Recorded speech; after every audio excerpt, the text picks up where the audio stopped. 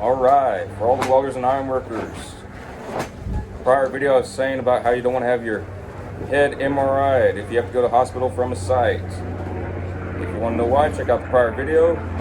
In this video I'll be talking about stuff you should have on hand for if you do have to go to a hospital or a doctor's office, urgent care, what have you, or if they have something special on site, one of those little trailers, they have all their goodies in there to examine you.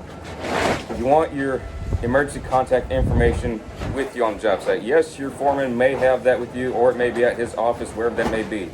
You don't want to rely on them making phone calls, people not answering phones, people out for lunch. You want everything on you.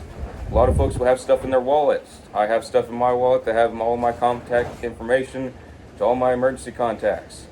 But another thing you want is you want your blood type. But you don't want folks thumbing through your wallet left and right. You want something right up front for them. I wear dog tags on site. Reason being, it's right there. Just pull it out.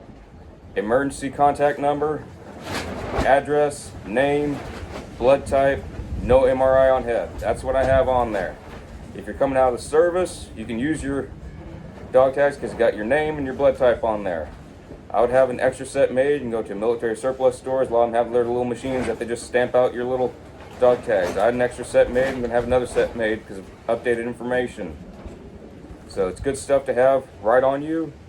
If you have the little rubber piece around it, even better. And if you don't want stuff arcing off that goes to your heart, instead of having the metal chain, you get a thin leather piece, a good piece of leather. You tie it around. That way, if something's going arcing around your neck, it don't go to your heart because that's where your dog tag is. A lot of folks will have stuff in their wallet. I do that. But also they have stuff on their wrist. They have those little bracelets. Those are good and all, but what if you lose your arm on site? It's happened. It don't happen often, but it does happen. Your little bracelet's gone.